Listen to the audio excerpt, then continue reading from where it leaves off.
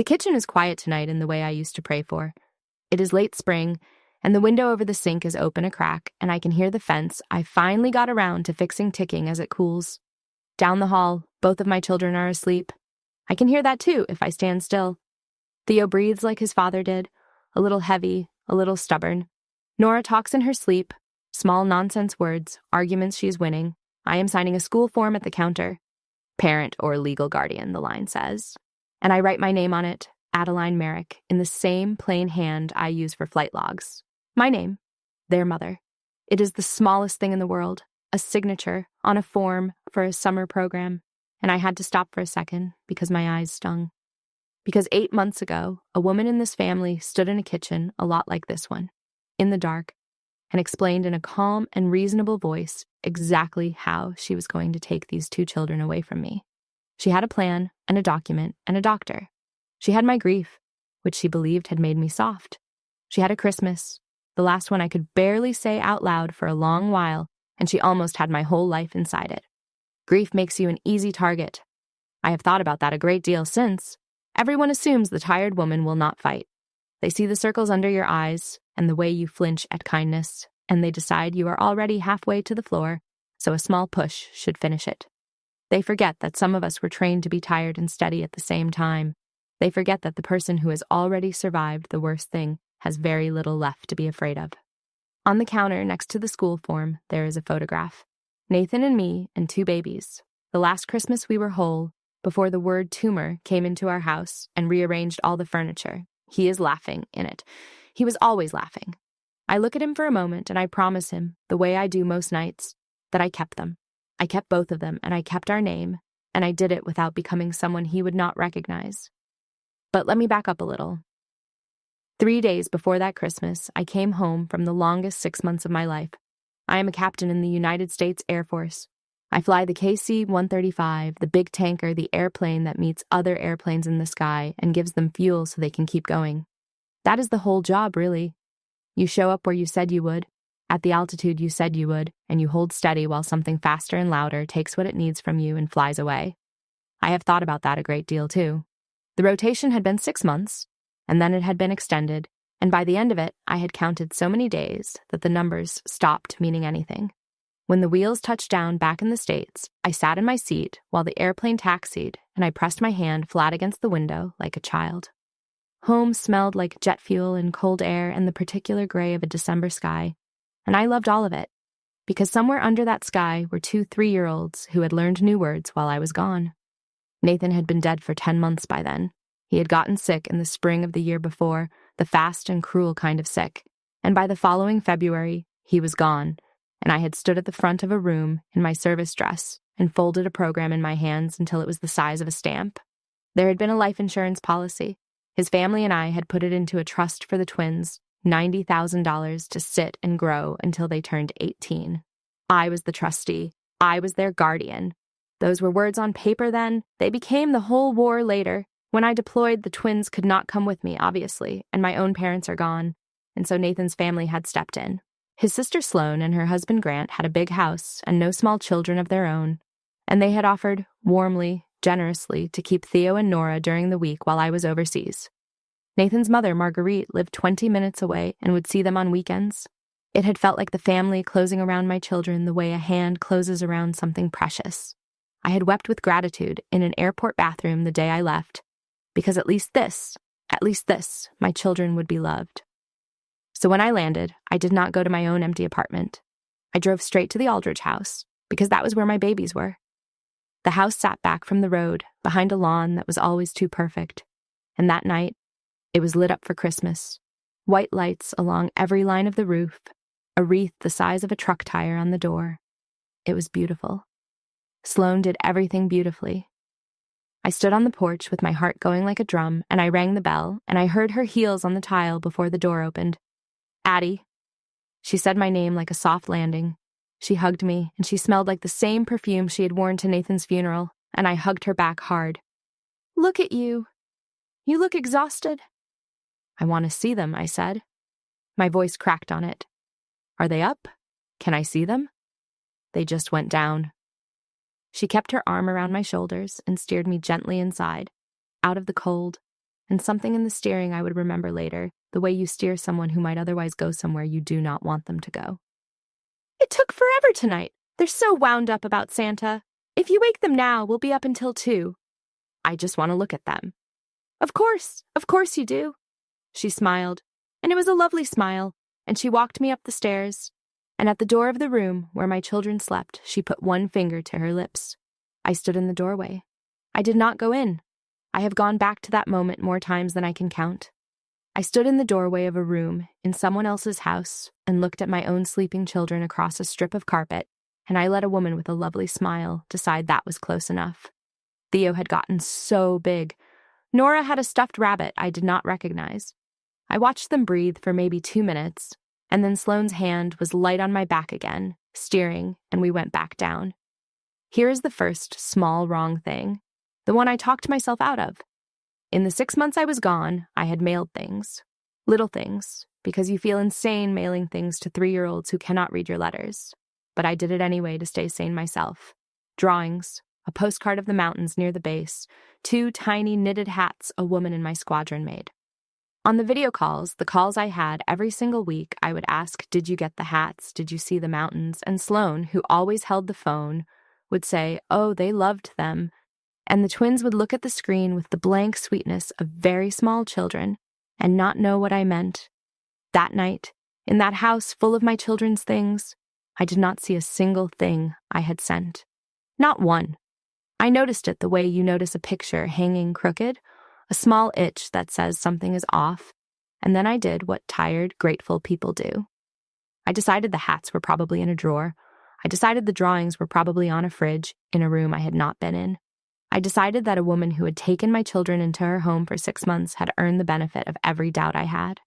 They set me up in the guest room. Before I fell asleep, my phone lit up with a text from Marguerite, my mother-in-law. It said, Adeline, please call me before you decide anything. There are things about this house you should know. I read it twice. Marguerite and I had never been easy with each other. She was a formal woman, cool, hard to read, and in my grief, I had found her coldness unbearable and had pulled away from her, and she had let me. Now here was a text at 11 at night, cryptic and a little dramatic, things about this house you should know. And I was so tired, and I was in the house she was talking about. In a warm bed her daughter had made up for me, and I decided Marguerite was doing what I had privately decided Marguerite always did, making things about herself, stirring something. I did not answer it. I turned the phone face down. I fell asleep certain that the hard part of my life was finally behind me. I was so wrong about so much. But the thing I was most wrong about, the thing that shames me even now, is that the woman warning me was the only one in that family trying to save me, and I had already decided not to listen. I woke before dawn on Christmas Eve because I was thirsty, the flat dehydration of a body still confused about time zones. It was a little after 5 in the morning. The house was dark. I went down the stairs in my socks, quietly, out of habit, the way you move on a base at night, and I was almost to the kitchen when I heard voices. I stopped in the hallway. There was a light under the kitchen door, the low light over the stove, and Sloane's voice, and Grant's, low and careful, the voices of people who think everyone else is asleep. I want to be honest about what I felt in the next 10 minutes because I have learned that the honest version is the useful one. What I felt first was embarrassment. I had almost walked in on a private conversation. I actually took a step back to go upstairs and wait. And then I heard my own name, and then I heard the word unstable, and my body stopped before my mind did. Once she's declared unstable, Sloane was saying, in the same calm and reasonable voice she used to talk about wreaths and school districts, the twins and the $90,000 trust are ours. All of it stays in this family, where it should be. She'll never see it coming. She's too busy falling apart to see anything. I stood in the dark hallway and I could not feel my hands. I don't know, Sloane. That was Grant, and there was a wobble in it, a man being walked somewhere he was not sure he wanted to go. She's their mother. She's a wreck, Grant. No wobble in Sloane at all. You've seen her, 10 months, and she still can't say his name without her voice doing that thing. She was gone half a year. She flies off to the other side of the planet and leaves her babies with us, and we're supposed to just hand them back to that? Any judge in this county will take one look at her and see exactly what I see. The trust, though, that's the kids' money. It's family money. It stays in the family that's actually raising them. A pause. The clink of a mug set down. Harlan already understands the situation. The letter is basically written. All we need is for her to do one unstable thing in front of the right people, and she will, because she's exhausted and grieving, and she's going to lose it. And when she does, we'll be ready, and she won't. My heart stopped. I mean that as close to literally as the phrase allows. There was a moment where I stood in the dark, and my chest did nothing at all, and then it started again. Hard, so hard, I was afraid they would hear it, and here is where the two halves of me split apart, and one of them saved my life. Every human instinct I had wanted to slam that door open, wanted to scream, wanted to grab my children off their beds and run barefoot into the snow. That half of me was on fire. But there was another voice, the one the Air Force had spent 11 years building, quiet and flat and useful. And it said one word. It said, no. It said, do not detonate. It said you are outnumbered and outprepared and standing in their house, and if you go through that door right now, you become the unstable woman they need you to be, on Christmas Eve, in a screaming match at 5 a.m, and they win. It said, collect. I looked down, and my hand was already moving. It had found my phone in the pocket of my robe before I had decided anything. I pressed my thumb to the screen and opened the voice recorder, and I pressed the red circle, and I held the phone against the seam of my robe so the light would not show, and I made myself breathe, and I listened. I stood in that hallway for 4 more minutes. I know it was 4 minutes because I have the file, and I have listened to it more times than is good for a person. I heard Sloan say the doctor's name again. Harlan, Dr. Pope, a family friend, a psychologist, someone who had known Nathan's family for years. I heard her say the letter was already drafted. I heard her coach Grant on what to say if anyone asked how the twins had been doing, sad, clingy, asking for their aunt at night. I heard my 3-year-old daughter's imagined grief turned into a tool, and I kept the phone steady, and I did not make a sound. Then I heard a chair scrape, and I went up the stairs faster and quieter than I have ever moved in my life, and I got back into the guest bed, with my coat still on under the covers and my phone clutched to my chest, and I lay there in the dark and shook. I did not cry. I want to be clear about that because it matters to how this went. I have cried plenty in this story, in cars and closets and once in a chapel, but I did not cry in that bed. I lay there, and I looked at the ceiling, and I made a decision, cold and complete, the way you decide to go around weather instead of through it. I would say nothing. I would smile at Christmas breakfast, and I would open presents, and I would praise the ham. I would take my children and my documents, and I would leave without a single raised voice, and I would give these people nothing, not one unstable thing, not one scene, not one word out of place. And then I would take everything they had said and everything they had written, and I would put it in front of a judge, in order, in daylight, and I would let their own plan be the thing that destroyed it. On the baby monitor on the nightstand, the video feed glowed. Theo had thrown off his blanket, Nora had her rabbit jammed under her chin. 2 small people asleep in a house where the grown-ups downstairs were dividing them up like furniture. I watched them until the sky went from black to the flat gray of morning, and I held the recording and I waited for Christmas. Christmas morning, I gave the performance of my life. I came down in the sweater Sloan had left folded on the guest bed, a family thing, matching, and I said it was perfect. I let Theo climb on me and I breathed him in. I let Nora show me the rabbit, whose name, she informed me solemnly, was Rabbit. I drank the coffee Sloan handed me, and I said it was exactly what I needed, and I watched her move around her beautiful kitchen in her beautiful robe, and I felt something in me go very quiet and very clear, the way the sky goes clear at altitude, and I understood that I was not going to lose. I opened presents. I said thank you. When Grant would not meet my eyes, I let him not meet them, and I filed it away. When Sloan said casually, over the wreckage of wrapping paper, "You should really rest this week, Addie. Let us keep them a few more days. You look like you're running on empty." I smiled and I said, "That's so kind, but I've missed them so much. I think I'll take them home today. I want them to wake up Christmas morning next year in their own beds, you know?" Something flickered across her face, just for a second. The plan required me exhausted and passive and grateful, handing my children back one more day and then one more and then never. And here I was, warm and smiling, taking them home. She recovered fast. She always recovered fast. "Of course," she said. "Whatever's easiest for you." I packed a diaper bag. I packed the rabbit. I left the matching sweater folded on the bed because I did not want it, and I got my 2 children into their car seats, and I drove away from that house with my hands steady on the wheel and my whole body ringing like a struck bell. In the rearview mirror, the white lights got smaller. and Theo asked where we were going, and I said, "Home, baby. We're going home." For 9 days, nothing happened, and I let myself hope I had imagined the scale of it. Then, on the 2nd of January, a man in a gray coat knocked on my door and handed me an envelope and said he was sorry, and inside the envelope was a petition for emergency guardianship of Theodore and Nora Merrick, filed by Sloan Aldridge, and a motion for the appointment of a successor trustee, and an affidavit. I read the affidavit standing up in my own doorway with the cold air pouring in. It described a woman I did not recognize and knew intimately. It said the children's mother suffered from combat-related instability. It said she had abandoned the children for an extended overseas deployment. It said she was emotionally unfit, prone to episodes, unable to provide a stable home.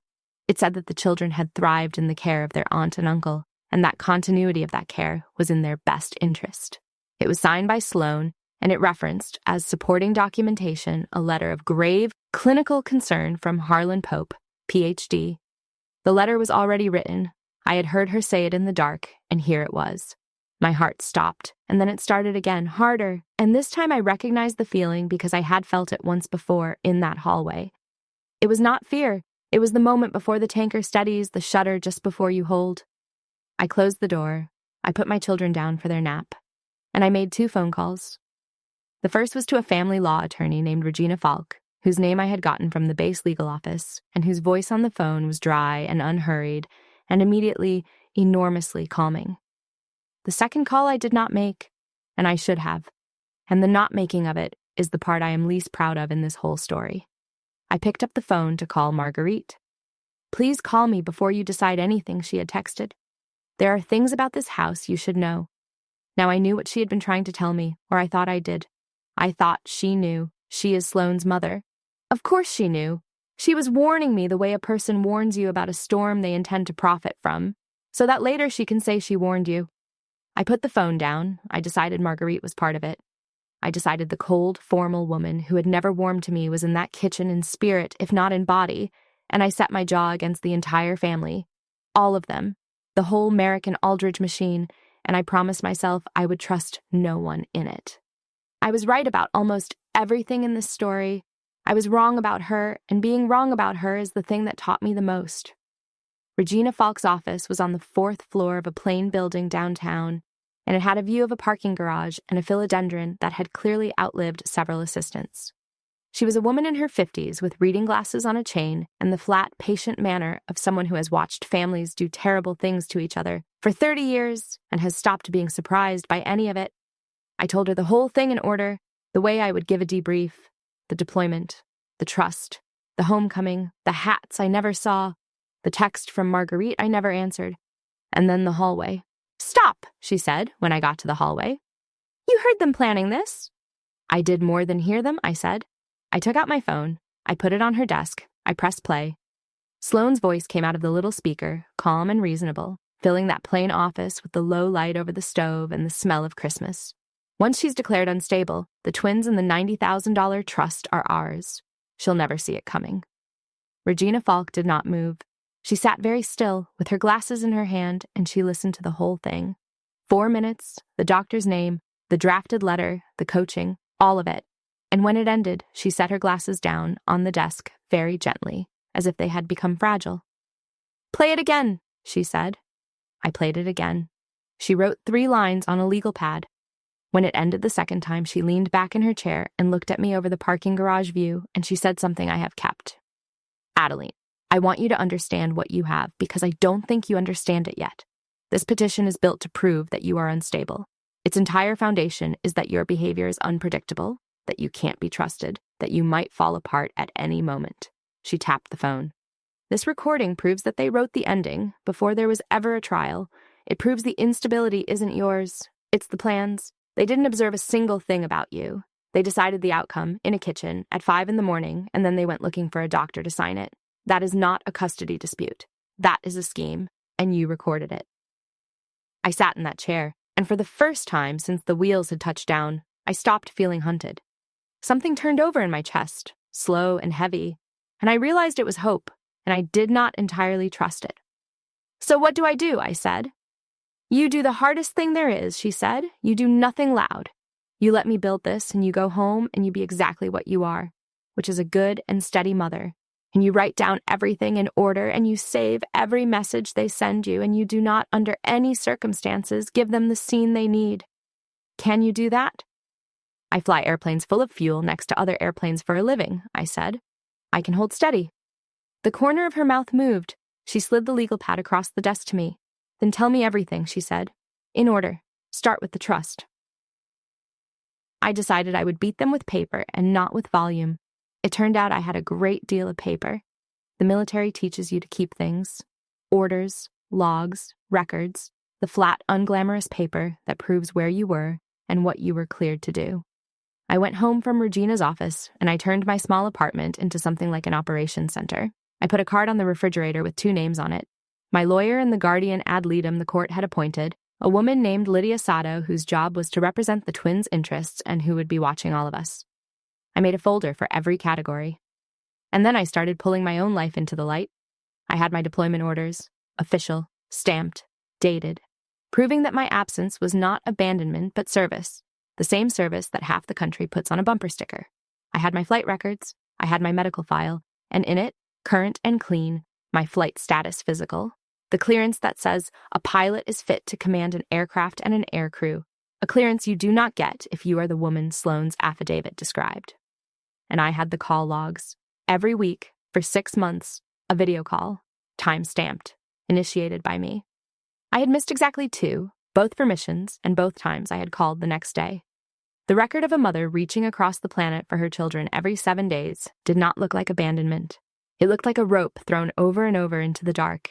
While I built my folders, I made the phone call I had been dreading, and it went as badly as I had decided it would, because I made sure it did. Marguerite answered on the second ring, as if she had been sitting by the phone. "Adeline," she said.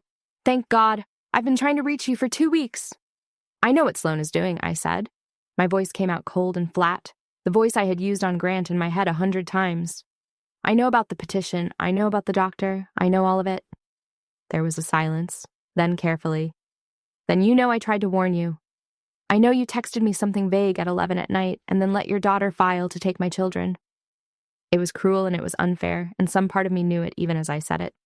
"There are things about this house you should know. That's what you sent me. You knew, and you sent me a riddle, and you let me sleep in her guest room. Adeline." Her voice had gone very quiet. "There are things you still don't know. If you would let me come and sit with you for 1 hour, I could tell you." "I don't think that's a good idea," I said. "I think the less contact I have with your family right now, the better. My lawyer would agree." Another silence, longer. When she spoke again, her voice was steady in a way that should have told me something. "All right," she said. "I understand why you would think that. I'll wait.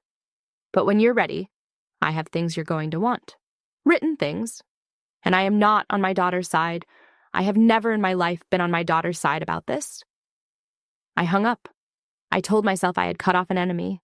I circled a date on the calendar, the date of the hearing, still weeks away, and I went back to my folders, and I did not think about the phrase written things, which I should have.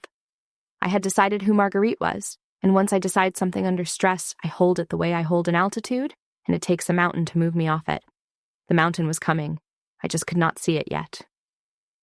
The evidence chain tightened one link at a time, and Regina Falk pulled each link into the light with a patience that felt almost cruel to watch, because I wanted to run, and she would not let me run. The first link was the guardian ad litem. Lydia Sato came to my apartment on a Tuesday to see the twins in their own home, and I have never been so afraid of a woman with a notebook. Everything depended on how one stranger read one afternoon. I did not perform. Regina had told me not to perform, that Lydia had seen 1,000 performances and could smell them, so I just did our afternoon. Theo showed her every truck he owned, in order of importance. Nora made her a plate of plastic food and stood over her until she pretended to eat it. I made real macaroni, and I did not apologize for the mess, and at one point Nora fell and bonked her head on the coffee table and screamed, and I picked her up and did the thing you do, the swaying and the low voice, and over Nora's head I caught Lydia Sato writing something, and I did not let myself hope about what it was. She left without telling me anything, which is their way, but at the door she paused and looked at the twins, who were already back to the trucks, and she said, "They're comfortable here. Kids can't fake that." Then she caught herself, professional again, and said, "I'll see everyone at the hearing." And she left. I held that one sentence like a coal in my hands for weeks. There was a bad night in the middle of all of it, and I will tell you about it because I think the people who need this story need the bad night more than the courtroom. It was a Wednesday, late, and both twins had woken up sick at the same time, the way they do, and I had been up since 3 with a bucket and a washcloth, and somewhere around dawn, sitting on the bathroom floor with a feverish child asleep on my chest, I felt the whole thing come down on me at once. The petition, the letter, the word unstable, which does its worst work at 4 a.m. I sat there and I thought, what if they are right? What if a woman this tired, this alone, this close to the edge, has no business raising anyone? What if I am exactly what they say? I called Regina the next morning, ashamed, and I told her about the 4 a.m. voice, and she did not laugh at me, and she did not comfort me either. She said, Adeline, listen to me. Every good mother I have ever represented has had that thought. Every single one. Do you know who does not have that thought? Your sister-in-law. A person who never once wonders whether she is fit is the dangerous one. The wondering is not the instability. The wondering is the conscience. Now go to work and fly your airplane. I did. I flew a 6-hour sortie that afternoon and gave fuel to 4 fighters over a cold ocean and held my altitude for all of it. And when I landed, I felt like myself again. And I did not have the 4 a.m. thought the same way after that. The second link was Dr. Pope's letter, which Regina pried loose in discovery, and which fell apart the moment I read the dates. The letter was a 1.5 pages of grave and careful language about the mother's presentation, her affect, her concerning emotional volatility, her difficulty regulating in the wake of loss. It read like a real, clinical document written by a real, careful man, and it was dated the 14th of December. Look at the date, Regina said on the phone, and I could hear her almost enjoying herself. Now tell me, when did this man ever actually meet you? I thought about it. Dr. Pope had come to one dinner months before I deployed, a family thing, and I had spoken to him for perhaps 20 minutes about nothing. And then I realized, once more, at the Aldridge house, 2 days after Christmas, when I had already taken the twins and gone. Sloan had mentioned, in a text I had saved, that Harlan would love to catch up with you, come by, and I had not gone. He met me for 20 minutes at a dinner a year ago, I said slowly, and then not at all. The 14th of December, Regina said. He wrote a letter of grave clinical concern about your emotional regulation on the 14th of December. You didn't land in this country until the 21st. He signed a conclusion about how you handle stress a week before you were even on the continent. I heard her pen tapping. He signed the ending, Adeline, just like your sister-in-law. They all signed the ending before the story happened. And we have the drafts now, and the language in his letter is her language, whole phrases. She wrote it, and he signed it. The third link was the one that made me put my head down on my kitchen table and laugh. A short and slightly frightening laugh because it was so simple, and they had missed it. The trust, Nathan's will, and the trust instrument we had all signed after the funeral, the $90,000 for the twins. Sloane's whole plan assumed that if she got guardianship of the children, she could get control of the money. But when Regina and I actually read the document, all of it, the boilerplate nobody reads, there was a clause, plain as a runway, that said the trusteeship could not pass to any other person during my lifetime, except by my written resignation or a court finding of my legal incapacity. Not unfitness as a parent, legal incapacity. A completely different and much higher bar, the kind of finding you make about someone who cannot manage their own affairs at all. And there was not a shred of evidence for it, because I managed the affairs of an aircraft. They had built the entire scheme on top of a document, and not one of them had read it to the end. She wanted a wall of concern, I said to Regina. She built it on sand. She built it on a form she didn't read, Regina said. People like your sister-in-law are always sure the paperwork will agree with them. It so rarely does. That night, for the first time since the hallway, I let myself believe I might actually keep my children. I stood in the doorway of their room, my own doorway now, in my own small apartment, and I watched them breathe and I let it in. I had been so afraid to hope, because hope felt like the unstable thing, the thing they wanted from me, but standing there in the dark, I understood that hope, held quietly, was just another way of holding steady. So I held it. Before the hearing, the coalition story cracked in the open for the first time, and it cracked at a deposition. Regina deposed Dr. Harlan Pope on a cold morning in a conference room with a court reporter and a pitcher of water nobody touched. I was not required to be there, but I asked to be. And Regina allowed it, on the condition that I say nothing and show nothing, no matter what I heard. I sat at the end of the table in my service dress because Regina had suggested it, quietly. And I understood the suggestion. Let them see the uniform. Let them remember what kind of woman they had called unstable. Dr. Pope was a soft, pleasant man in his 60s, the kind of man who is used to being the wisest person in every room, and he was not ready for Regina Falk. She was gentle with him for a long time, which was how she worked. She asked about his practice, his years knowing the family, his fondness for Nathan. He relaxed, and then she asked him to describe, in clinical detail, the examination on which his letter was based. There was a pause. The examination, he repeated. Yes. The letter is titled A Statement of Clinical Concern. I assume it's based on a clinical examination. Please describe it. Where did it take place? How long did it last? What instruments did you use? The pause got longer. I watched a pleasant man understand, slowly, that he had walked out onto a wing at altitude. I had, he began, occasion to observe Captain Merrick at a family gathering. Which gathering? What date? I would have to check my... Dr. Pope, your letter is dated the 14th of December. Captain Merrick returned to the United States on the 21st of December, 7 days later. Can you describe for me the clinical examination of her emotional regulation that you conducted before the 14th of December? The court reporter's fingers stopped.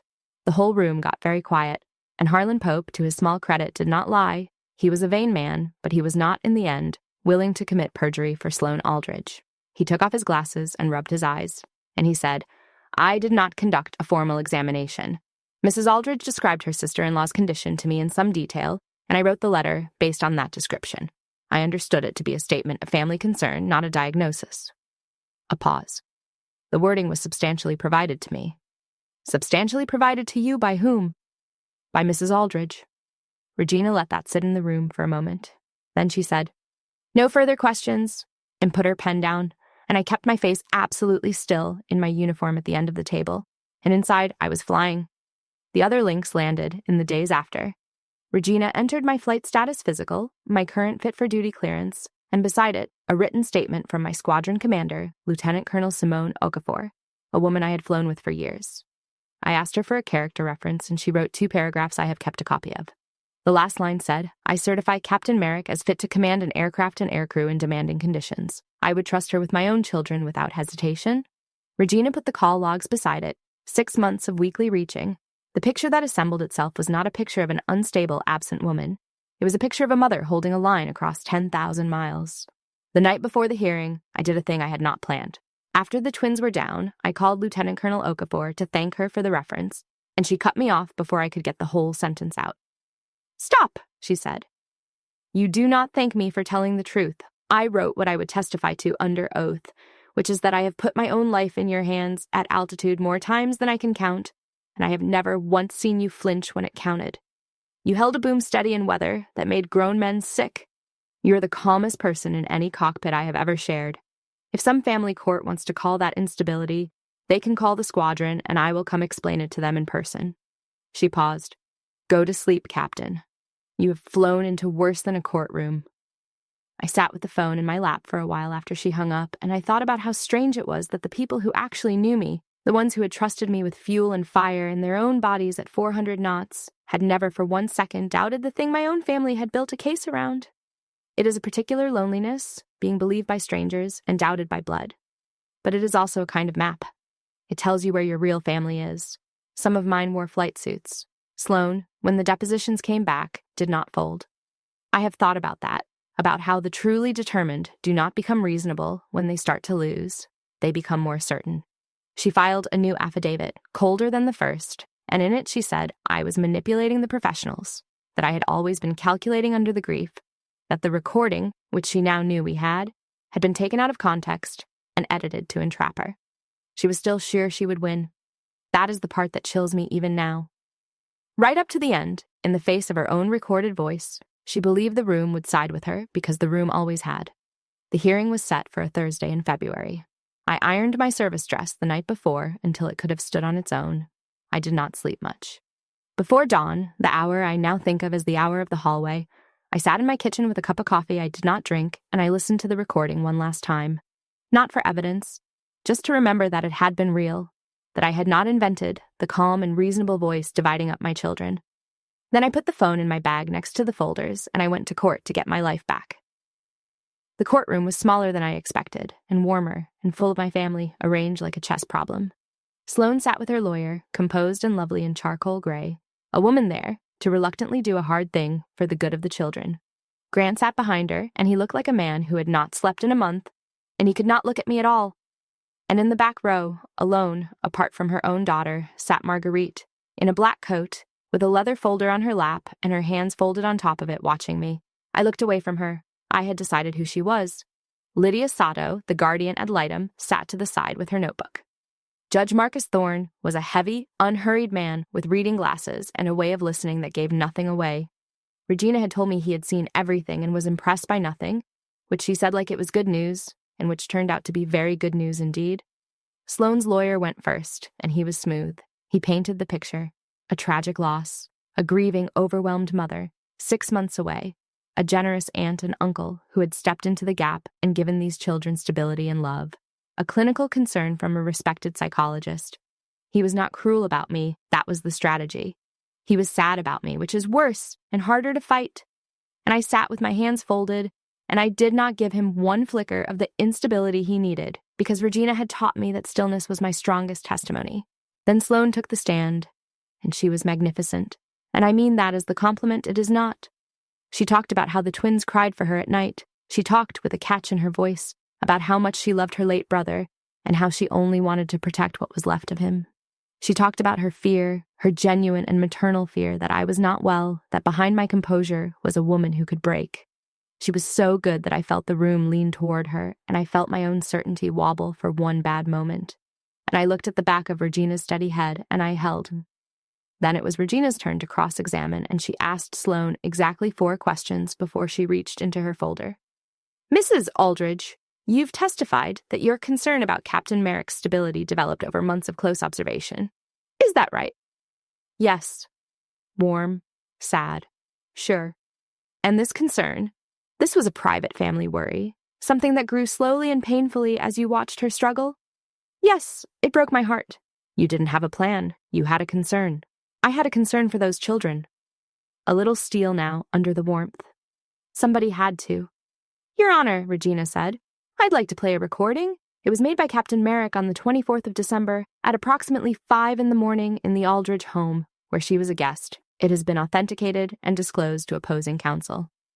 I watched the color begin to leave Sloane's face before the recording even started, and I understood that she had told herself it would not really be played, that some technicality would save her, the way something always had. Regina pressed play, and the courtroom filled with the low light over the stove. "Once she's declared unstable, the twins and the $90,000 trust are ours. All of it stays in this family where it should be. She'll never see it coming. She's too busy falling apart to see anything." Nobody in that room moved. Grant put his face in his hands. The recording kept going, Sloane's own calm and reasonable voice, the doctor's name, the letter that was basically written, the coaching of Grant on how to describe children who were sad and clingy and asking for their aunt at night. 4 minutes. It played all the way through because Regina let it, and I watched a woman listen to her own certainty come out of a small speaker and land in a courtroom where it could not charm anyone, and I did not feel the triumph I had expected. I felt something closer to sorrow, which surprised me, and which I have come to trust more than triumph. When it ended, the silence had a weight to it. Judge Thorne took off his reading glasses. He looked at Sloane for a long moment. Then he looked at her lawyer, who had discovered something fascinating in his notes. And then, from the back of the room, a voice said, "Your Honor, my name is Marguerite Merrick. I am the petitioner's mother and the children's grandmother, and I would like to be heard." I turned around in my seat. Everyone did. Marguerite stood in her black coat with her leather folder in her hands. And she was not looking at me. She was looking at her daughter, and her face was the saddest thing I've ever seen, and also the steadiest. Regina, who I would have sworn could not be surprised, glanced at me with one eyebrow up. A question I did not know what my own face was doing. Judge Thorne said, "And you have relevant information, Mrs. Merrick?" "I have documents," Marguerite said, "and I have known both of these women for a long time. I think I'm the only person in this room who can tell you what actually happened. And I have been trying to tell the wrong person for 2 months." The judge gestured to the stand. Sloane's lawyer half rose to object and then thought better of objecting to a grandmother and sat down. Marguerite walked up the aisle past her daughter without looking at her, and she was sworn in, and she opened her leather folder. What she had been carrying all this time, the written things she had tried to give me, was this. She had a text thread with Sloane going back to October, before I even came home, in which Sloane laid out the plan in writing, in her own hand, and asked her mother to support the petition. Marguerite had refused, in writing, and had told her daughter it was wrong. She had a second thread in which Sloane coached Grant. She had saved a voicemail, and she had something I did not know existed, and that broke me open right there on the courtroom bench. When Adeline was deployed, Marguerite said, she mailed things to the children every few weeks. Drawings, postcards, 2 little hats a friend of hers knitted. My daughter intercepted them and threw them away so the children would forget her, so they would attach to Sloane instead. I know because I found the hats in the trash at Thanksgiving, and I took them out and I kept them. She reached into her folder, and her hands were shaking now, and she took out 2 small knitted hats, one blue, one yellow, a little crushed, and she set them on the rail of the witness stand. I kept them because I knew someday this mother was going to need to know that she never stopped reaching for her babies, and that somebody in this family saw her doing it. I made a sound. I could not help it. I pressed my hand over my mouth. Across the courtroom, my mother-in-law, the cold, formal woman I had decided was my enemy, looked at me for the first time, and her eyes were full, and she said, to me, not to the judge, "You wouldn't take my calls. I understand why." But I was never on her side. I have never once in my life been on the side of what she did. Judge Thorne let the room be quiet for a moment. Then he did the thing judges do that we forget they can do. He made it stop. "I've heard enough," he said. "I'm denying the petition for guardianship in its entirety. Captain Merrick's custody of her children is undisturbed, and I want the record to reflect that nothing I have seen today gives me a single concern about her fitness. She is their mother, and by every document in front of me, she has been a devoted one under circumstances most people in this room will never face." He looked at the trust motion and made a short, dismissive sound. "The motion regarding the trust is denied. The trust instrument is clear, and I'm frankly surprised it was filed. As for the letter submitted by Dr. Pope and the affidavits, I'm referring the question of their preparation to the appropriate parties for review. Mrs. Aldridge, you should speak with your attorney about what that means." He gathered his papers, and I sat in a small, warm courtroom with my hand over my mouth and 2 little knitted hats on a witness stand across the room. And I understood that I had won, and that I had also been wrong about someone in a way I would spend a long time making right. I did not want Sloane destroyed. I want to say that plainly, because I know how these stories are supposed to go, and mine goes a little differently. When the judge referred the letter and the affidavits for review, I did not feel the hot rush people expect. I felt tired and sad and clear. She was my children's aunt. She was Nathan's sister. He had loved her. Somewhere under the woman in the kitchen was a person he had built forts with as a child, and I could not make myself want her ruined, even after everything. I wanted my children in their own beds. That was all it had ever been about. That was the whole war. Marguerite found me in the hallway outside the courtroom, and for a moment neither of us knew what to do with our hands. "I owe you an apology," I said before she could speak, because I had been trained never to let someone else take a hit that was mine to take. "I spent the worst month of my life certain you were against me. You warned me and I treated you like a liar. I was wrong, Marguerite, and I'm sorry."